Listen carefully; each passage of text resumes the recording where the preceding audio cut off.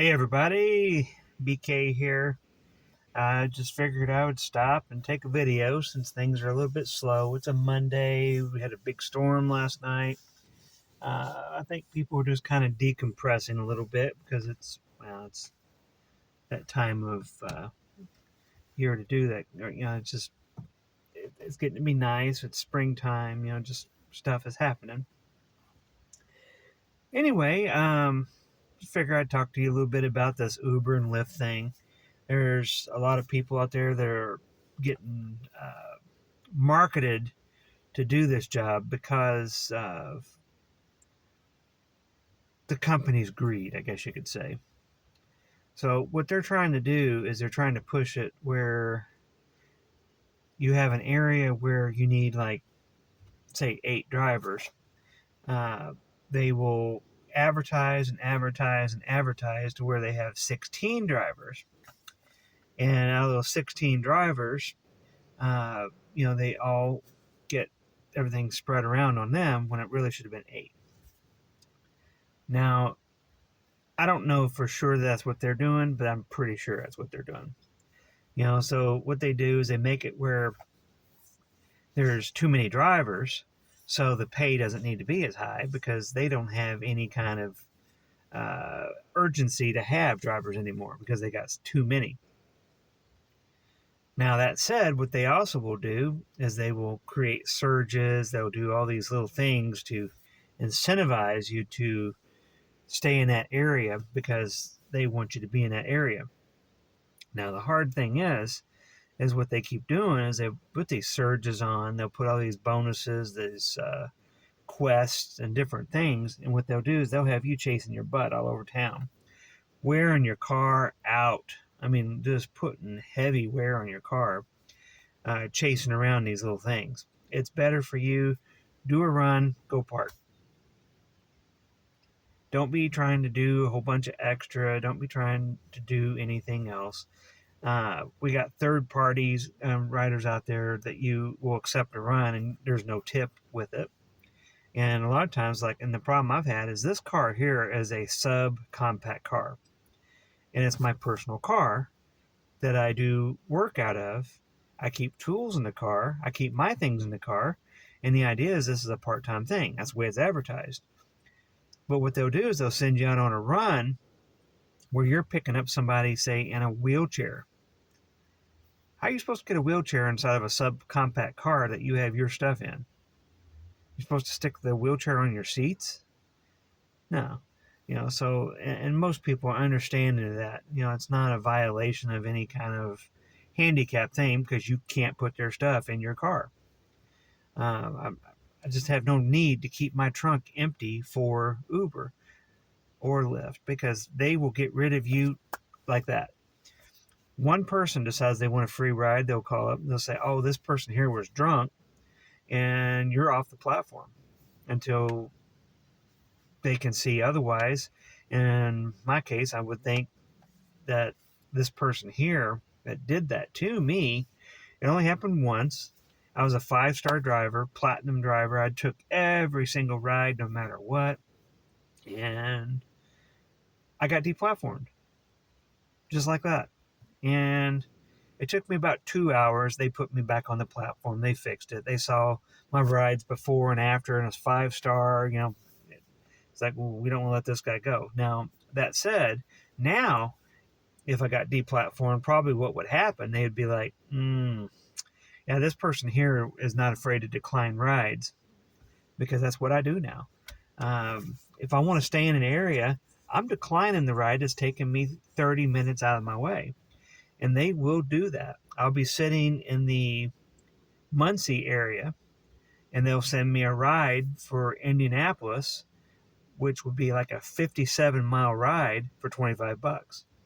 And they're not ashamed to hold that against you because you decline it.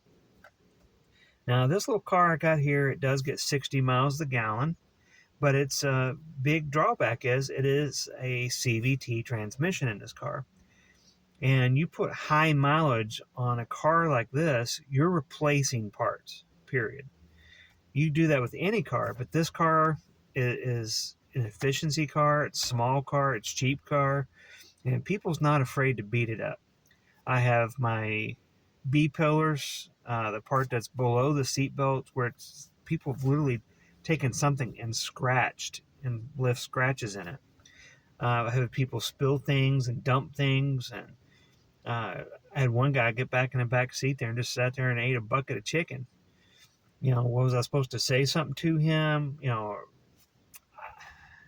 I'm not wanting to fight with people. I just gotten to where I decline and I rate people accordingly now. I used to give everybody 5 stars if I was able to get there and not have any kind of intense stuff going on. But now, if they get in my car and they disrespect anything about it, I will rate them down because I don't want them to be back in my car. And anything 3 star or under, you can have the option of blocking that person.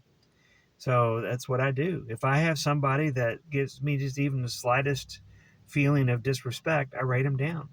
To me, uh, it's only right.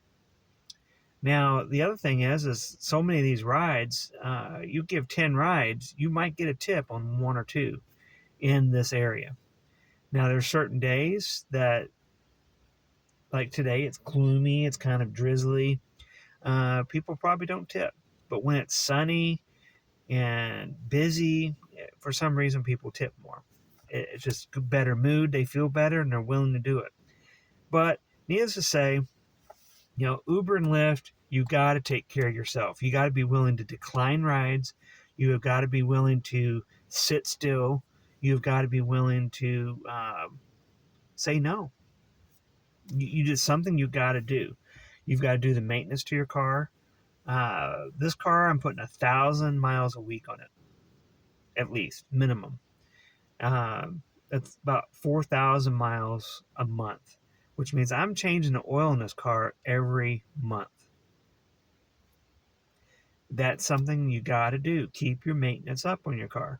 If you don't, your car will be absolutely worthless. It's hard enough putting high miles on it, but if you don't do the maintenance it needs to keep it going, it's going to be absolutely worthless and junk. So, anyway, I am no expert in this. I'm not going to pretend I know everything. I don't really have a big collaboration with a whole lot of other gig drivers. And it's something I've been doing on and off for about 3.5 years now. Now, with Uber, I've only been doing it about 6 months, and Uber does pay a lot more than Lyft does. Even though Uber, I think, is doing a little bit more shady stuff now. You no longer have a ride card, stuff like that, but you keep going, and it's replaced my job. I had some jobs out there I've been doing recently. They'll just kick your butt. They'll make you work 50, 60 hours a week, and you'll come home with maybe $800. And it's garbage work. And this thing here, I'm making twice that. So take it for what it's worth. But anyway, this is BK. I'm with B Stanley Garage. I'm going to be doing some other videos coming up where I'll be doing the 1-year transmission work on this car here. When I first got the car, I dumped the fluid, replaced it all. I'm going to be doing that again. I have not shown a oil change video on this car because every time I do it, as you've seen in one of my other videos, it seems like it's a freaking hurricane outside. You got your oil coming out of the pan and going sideways. It's just absolutely miserable, so I just wanted to get it done and didn't want to be spending time fooling around with a camera at the same time. But anyway, that's my goal. Sometime at the end of this month, I'm going to get the end of April, that is. I'm going to be getting the transmission fluid and filters changed again. I want to change what is referred to as the drive belt for some reason on this thing. They call it a chain belt for the CVT belt and then a drive belt for the serpentine belt. I don't know why, but I'm going to be changing that out. I need to do an antifreeze dump and not really a dump and flush, but a dump and fill. Help keep the acidity down. Anyway, that's everything I know. Hope y'all have been doing good.